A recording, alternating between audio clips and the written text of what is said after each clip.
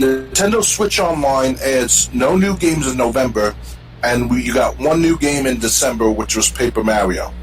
Basically, Switch Online service, they said if you want access to N64 titles and Sega Genesis titles, you had to pay $50 a year for individual account or $80 a year for family accounts if you wanted to play these new if you wanted to play the N64 and Sega Genesis titles that were going to be added. After the initial drop, what normally would happen is when it was just NES and SNES, Switch would add 4 new games every month. It might be 1 for Nintendo, 3 for Super Nintendo, 2 and 2, whatever. Mm-hmm. There were no new games in November after the N64 and Sega Genesis library was added. There were no new games added in November, and they added 1 game in December. So basically sounds like Switch is just half-assing this online service that they have. Because, yeah. Could you imagine the stink Microsoft fans would have if Xbox Games with Gold gave you 1 new game over the course of 2 months? It would not. It would be very unbeneficial for the recipient of that offer. It would be very sluggish and very grueling. Games with Gold would be looked at like the original Xbox One. Yeah. When they wanted to include DRM on all games and stuff. And Nintendo is bad at claiming everything online. The copyright stuff like that. This is a double whammy for them right there to fuck up, excuse my language, to mess up their innuendos, what they do with their Nintendo. Because that Nintendo Switch system is like by far a good system by the looks of things. And now they messed it up with all these retro weird stuff. I mean, like, I got how many Nintendo games, and I don't have a crap load, but I can say I can play it all day with Mario, Super Mario World, or Mario Brothers 3, so that we did back together back on the Daily Motion 5 years ago. So it's it's kind of weird though, because I don't know what they're doing Nintendo, because they're not making me want to buy a Nintendo Switch anytime soon. Right. Yeah. Go on. I'll give my thoughts when you're done. Yeah. I just want to say that it's just I would rather wait a few more months to see what they're going to do with this online services, and if they can keep making it worse and worse for me to buy a Nintendo Switch, I mean, with that aspect alone, I think I'll wait until there's a nice, decent sale to buy the Switch, which will be like, instead of it being $400 on its store release, so its original release, I want to spend like maybe $150, $200 at the most to buy the Switch now. Or the Switch Lite for $225 at best. So. Yeah, my thoughts are, Switch had this online service, and I was really interested when they said they were going to be bringing N64 games that you could play online as long as you were paying for their service. Mm-hmm. And even with the individual account, it's still cheaper than what you pay a year for Xbox. Mm. But at the same time, we made fun of previous releases before, like Jelly Boy. I said there were no people. I don't know one person that was clamoring to play Jelly Boy. This sounds like an escalated thing right there. Whereas Nintendo, where it was added to Super Nintendo's catalog, but at least it was something. Obviously they can only add certain games, but come on, Mario, Zelda, Kirby, Mega Man, Metroid. You got all these properties. Star Fox, where we're talking about 4 games a month, and now you got 4 different systems to choose from: Nintendo 64, Sega Genesis, Super Nintendo, and regular Nintendo. Don't tell me that. But they only gave you this 1 new game over the course of 2 months when they should have given you 8 games. And Paper Mario is great, but they didn't even add the predecessor to Paper Mario, which is Super Mario RPG: Legend of the Seven Stars. That's for the Super Nintendo system when I played it at my summer camp back in the good old days of gaming. But that was the first. But the style that Paper Mario is, that was started in Super Mario RPG, and they didn't even add that. So it's kind of like, what are they doing? They're basically just taking this online system for granted. It's almost like Nintendo is saying, the Switch Online service, it's not bringing in the money we hope, so whatever. We'll just do whatever with it. Alright. And, all that interest I had and all that praise I could have given to Nintendo for bringing N64 and Sega Genesis games, you just lost all that praise I could have given you. Because you're basically screwing over the customer. Why should they continue to pay a monthly fee or an annual fee if this is what you're giving them? Yeah, but I pirated most of these games. And to be honest with you, what I have in my possession, I was surprised Nintendo didn't come after me yet, Because I got friends from high school that gave me all this good stuff. Let's just leave it at that. And it's like, all these good goodies, are interested to play any given time if I had the proper calibrations to the program. So I had to initiate this program, initiate that program. Yes, it's tedious, privacy, whatever, but Nintendo can fucking suck on a lollipop here after a while, because now it's like, because I thought Xbox was worse, but Nintendo's getting worse than Xbox now. So no, I'm not gonna go to Nintendo anytime soon. That's for certain.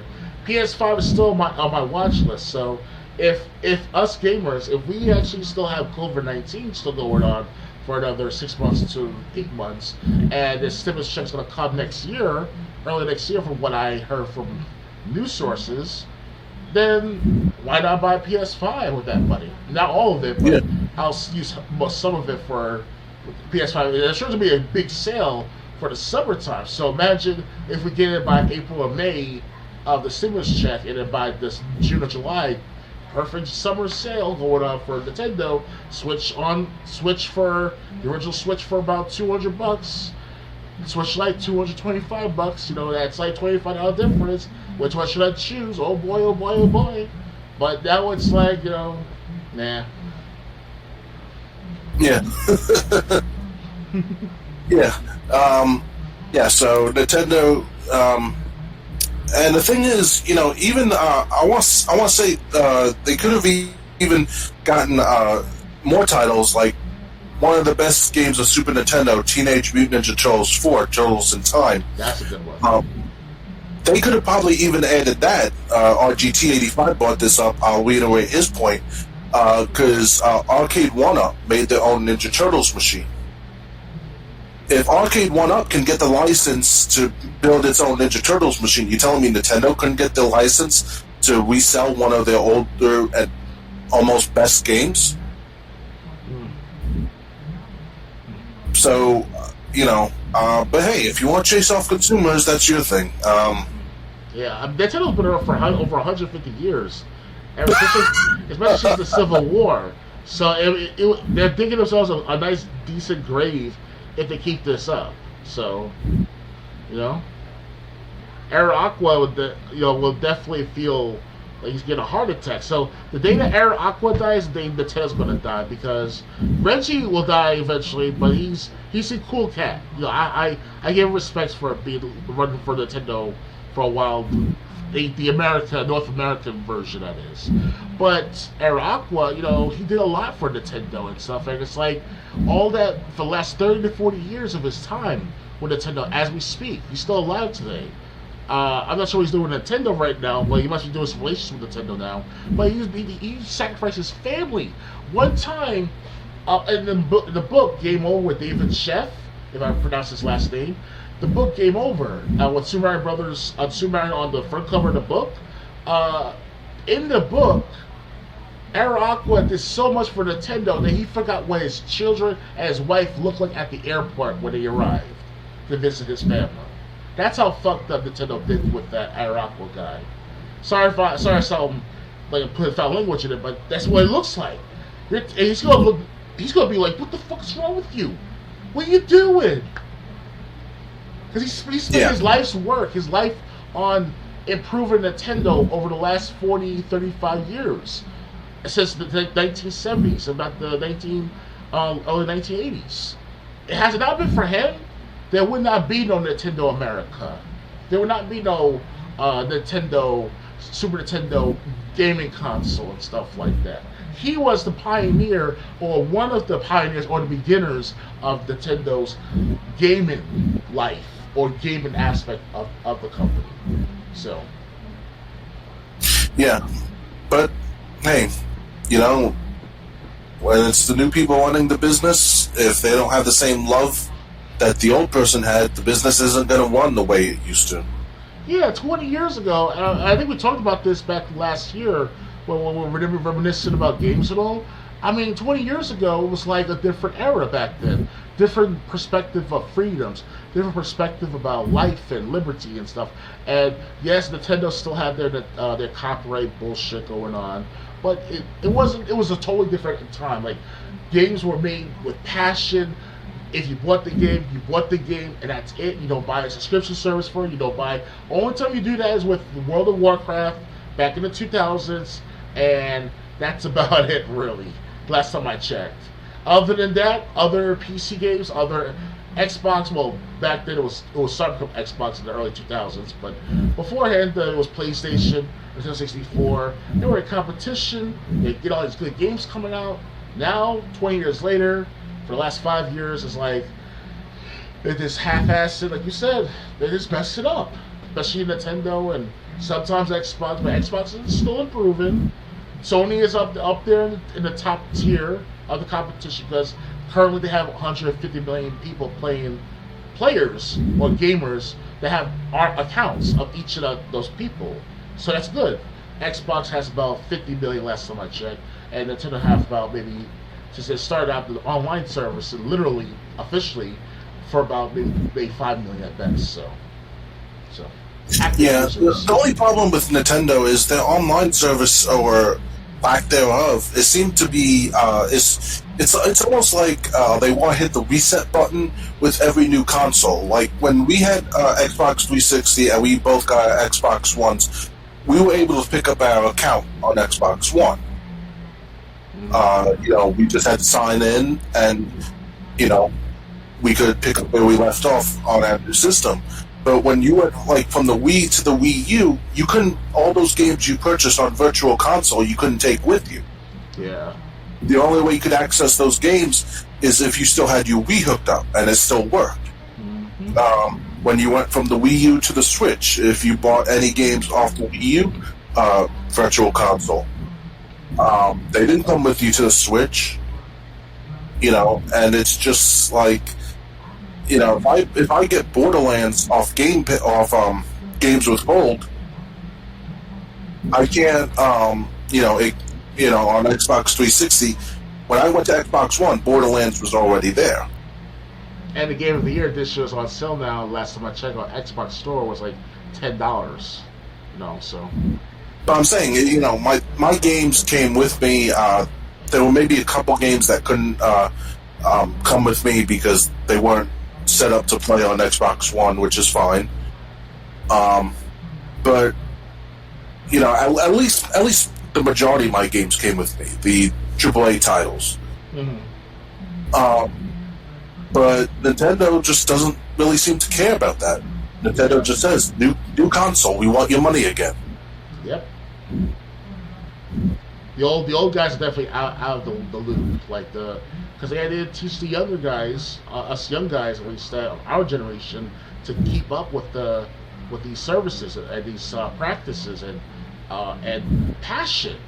And sure, you can't pass down good personality, you can't pass down certain attitudes, but you got to encourage the generation to do something with them, because you and I, we're in our mid-30s so far, and I'm starting to see that we as gamers, we're not being nonchalantly, but just been cast aside. Like, okay, you're 35 years old, guys, time to move in, move out, Get yourself a wife, get yourself some, cars and girls and stuff like that.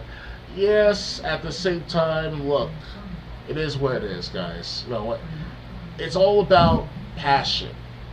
If you don't have passion for your business, the business is not going to thrive, or it's not going to grow, or it's not going to sustain any longer.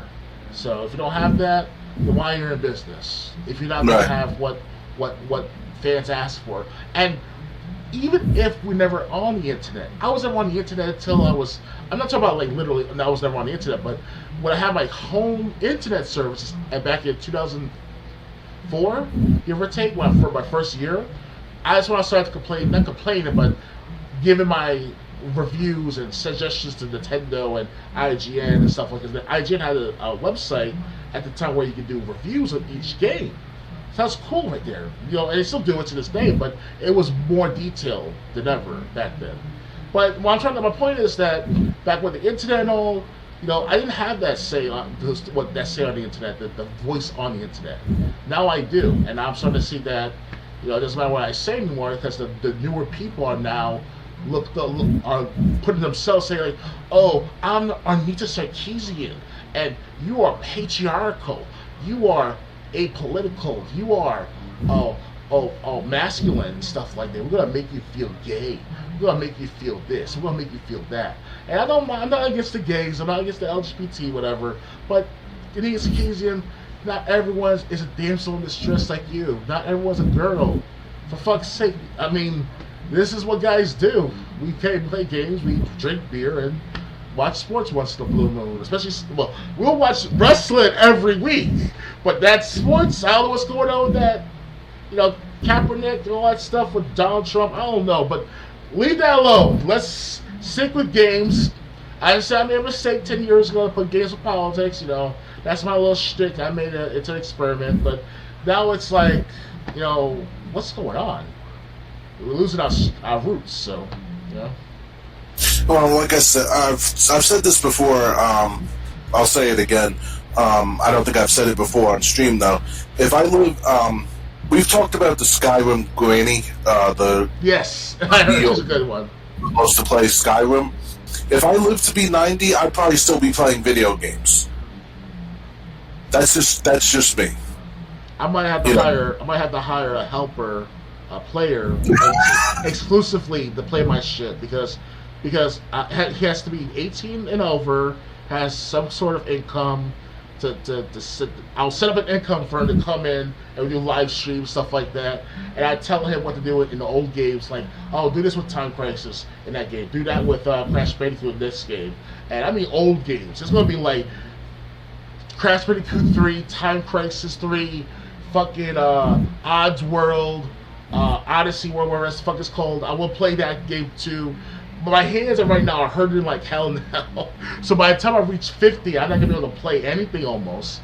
I mean, I'll still write whatever, but like I wouldn't be playing hours upon hours because I know for a fact that I have to get a nerve damage to my right hand from using the mouse and keyboard. So the wireless, I got a wireless mouse and keyboard for the past few months, if not a couple of years now. So, it's gonna be interesting times in the next 30 years. To see all this good progression of games and stuff like that. Hopefully the next generation of people will definitely have that passion like we did back in 2000s and earlier. Re-uproot people, reinvigorate the crowd of gamers, Yeah, I mean, well, like I said, if I live to be 90 and I'm still able to play video games at the point, I'll probably still be playing them. Anything else you want to talk about before we end this podcast? Well, I wanted to say that, guys, that from earlier, I read the preview of the Game Before magazine for this month, December 2021, and I have to say, guys, if you want to get a copy of this at GameStop, go right ahead. It's just sell it still, because this is going to be worth something in the future. These magazines. Now, not every magazine is going to be super famous. Unlike comic books with the Superman first issue, what that was cost like hundreds of thousands of dollars or some shit like that back in 2010. I mean, it was still in mint condition since then. And this, by far, I will try to do my best to get those magazine sleeves and get this while you still can, because this is going to be iconic for us gamers, both old and new gamers. So that's all I want to say. Okay.